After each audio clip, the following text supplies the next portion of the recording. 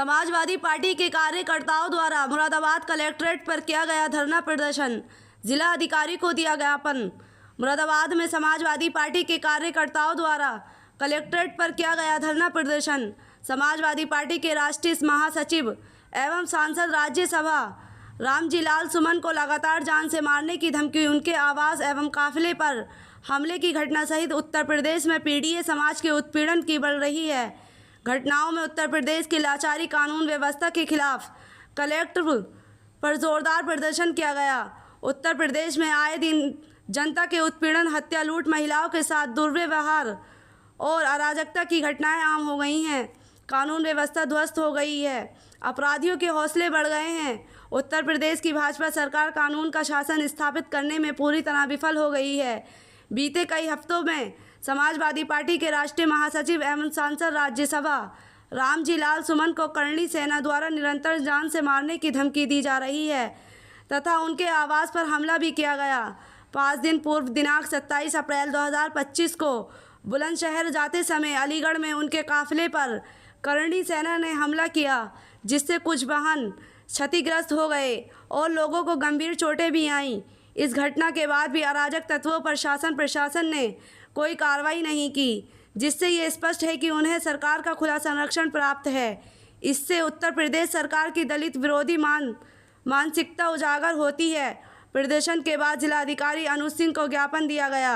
इस दौरान सपा सांसद रुचि वीरा, जिला अध्यक्ष जयवीर सिंह यादव, देहात विधायक नासिर कुरैशी, पूर्व विधायक हाजी रिजवान, कुलदीप तोरैया, अन्य सपा कार्यकर्ता मौजूद रहे। समाचार टीवी से शावेज खान की रिपोर्ट।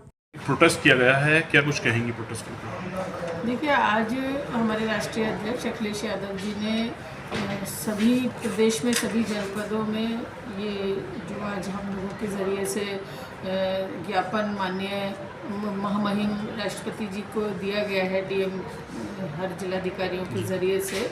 ये हमारे पार्टी के वरिष्ठ दलित नेता रामजी लाल सुमन जी की, जो कि एक सांसद भी हैं, राज्यसभा में सदस्य हैं, उनके ऊपर बराबर जो है मतलब एक मानसिक दबाव और उनके ऊपर हमला, जो कि 4-5 दिन पहले बुलंदशहर जाते हुए उनके काफिले के ऊपर भी जो हमला किया गया है, उसके विरोध में।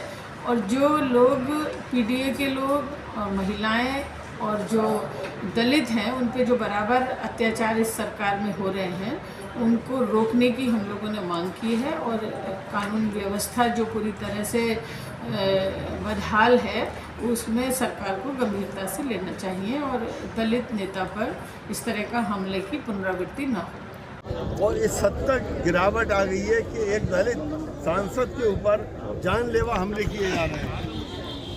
उनके काफिले के ऊपर हमला हुआ, टायर डाले और उसके बाद ये चैलेंज किया गया कि अगर हमें 2 घंटे पहले पता चल जाता तो रामजी लाल सुमन जी जिंदा नहीं जाते।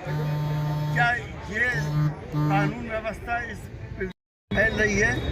और जिस तरह से दलितों को, पिछड़ों को, अल्पसंख्यकों को दबाया जा रहा है, उसके खिलाफ आज हम सब लोगों ने मिलकर एक ज्ञापन भेजा है राष्ट्रपति जी को कि ये हालात अगर नहीं सुधरते हैं तो लोकतंत्र हिंदुस्तान का ख़त्म होने जा रहा है। एक सवाल था मेरा, अभी हिंदुस्तान से कुछ पाकिस्तानियों को वापस भेजा जा रहा है, कुछ महिलाएं हैं, हज़ारों की संख्या बताई जा रही है, जो बिना वीज़ा के और पासपोर्ट के यहाँ रह रही हैं। आपका क्या नज़रिया, क्या होना चाहिए देश के नागरिकों के लिए?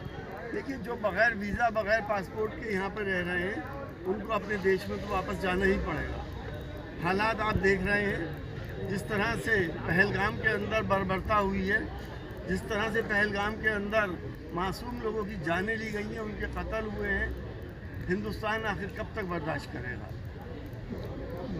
दलितों की बात हो रही है, आप दलितों में आए। कल एक फ़ोटो वायरल हुआ समाजवादी पार्टी की तरफ से, अखिलेश जी, आदम अखिलेश जी, अगले अम्बेडकर जी। ये किस तरह का मैसेज लोहिया वाहिनी ने शायद किया है? देखिए, आप देख रहे हैं कि कानून की हिफाजत करने के लिए सिर्फ और सिर्फ समाजवादी पार्टी और एनडीए और इंडिया गठबंधन खड़ा है।